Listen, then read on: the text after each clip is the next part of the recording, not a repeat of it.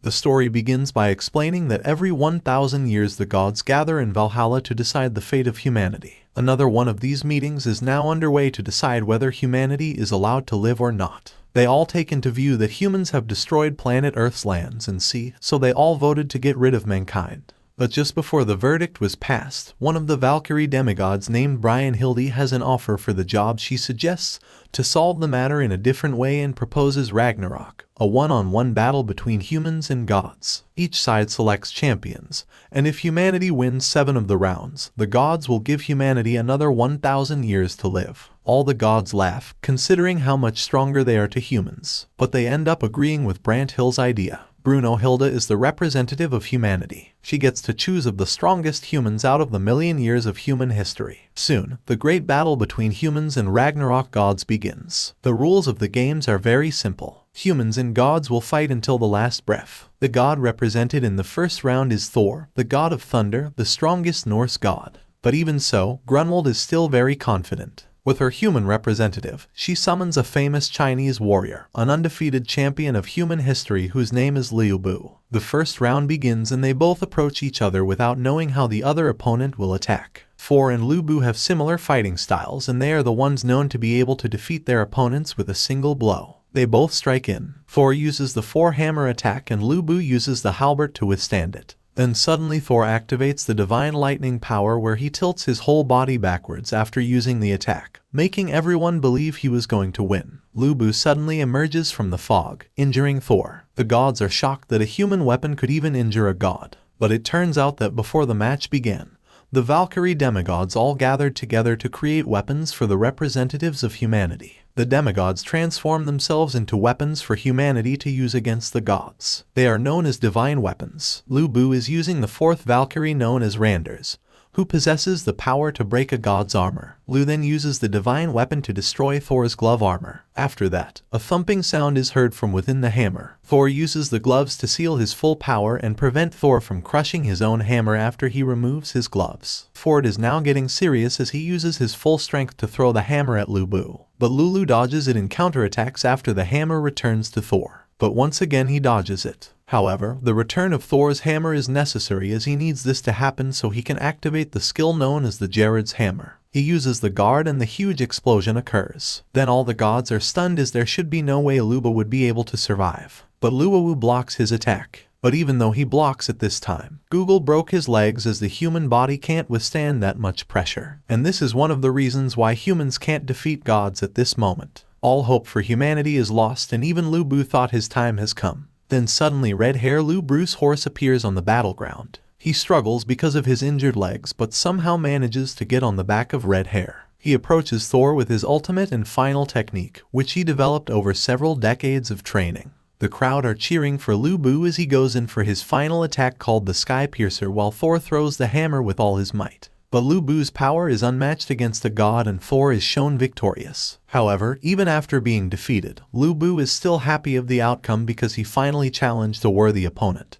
His army charge onto the battlefield and scream out it for to end them so they can reunite with their lord Lu Bu. Now that he's gone, so Thor inches their wishes and they all get wiped out by the hammer. And now mankind is one step closer to extinction. Bruno, Hilda, representative of humanity, decides to summon the mixed human who has a special code next to their name. This will be the champion in the second round as he appears all mankind recognize exactly who it is. He's the one who hates the gods the most throughout human history. It's the one and only original ancestor of mankind. Adam. Adam's opponent is Zeus, who is the god of gods. They didn't expect such a powerful god to participate in the second round since the original opponent for Adam was meant to be the Indian god Shiva. But at the very last second he was swapped with Zeus, thus making revealed a very worried Adam then enters the battlefield with confidence and doesn't care about who he's facing. Then Zeus appears with a very dominating aura and uses his power to boost his physique before the round starts. Regan Leif, the 7th sister of the Valkyries, offers herself as Adam's weapon. The combined souls and the people are shocked when they see Adam's weapon, which is an iron fist or knuckledusters which he can use to defeat the oldest god in the universe. Zeus is the first to attack, and he unleashes a punch at the speed of light. But Adam simply dodges it, which infuriates Zeus. Then Zeus uses even more power and does the media jab technique. But even so, Adam still manages to easily dodge all his combo attacks. But then Adam strikes back using the same moves as Zeus. He does this by using his special ability called the Eyes of the Lord.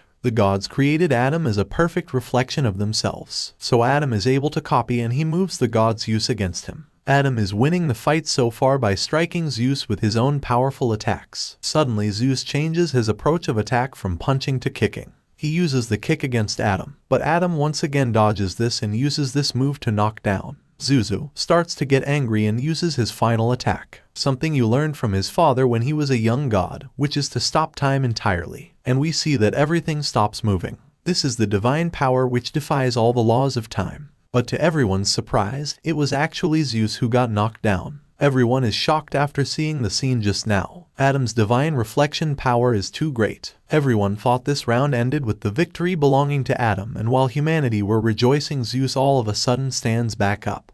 But in anger, Zeus starts getting serious. As for the first time in millions of years, someone has forced Zeus to bring out his final form known as Atomos. But this form is limited as he can only be in it for minutes. Zeus actively attacks, but Adam uses Eye of the Lord to copy him in this form and uses Zeus's power to counterattack. It looks like Adam is going to be the winner, but Adam's eyes are starting to get overheated because he's using the Eye of the Lord Squirrel for too long and for Zeus. Every strike he does while in this final form carries an enormous amount of power. So Zeus is also having a hard time because his body is starting to reach its limit of endurance. The spectator looking notifies everyone that this is now a battle of time to see who his power will run out first after delivering another punch. Adam's eyes are now completely blind. Taking this opportunity, Zeus counterattacks his power. Adam tries his best to defend because he couldn't see anything, and Adam takes a massive hit from Zeus. While all of humanity is in despair, a voice calls out to Adam, and at the last moment, the father of all of mankind is still determined to protect all of his children. It was a miracle seeing Adam get back up and continue the fight. Being in his condition after Zeus takes another punch from Adam, Zeus collapses. But everyone realizes that Adam is standing completely still. Everyone thought that Adam had won, but it turns out that Adam had already taken his last breath moments ago when he went blind.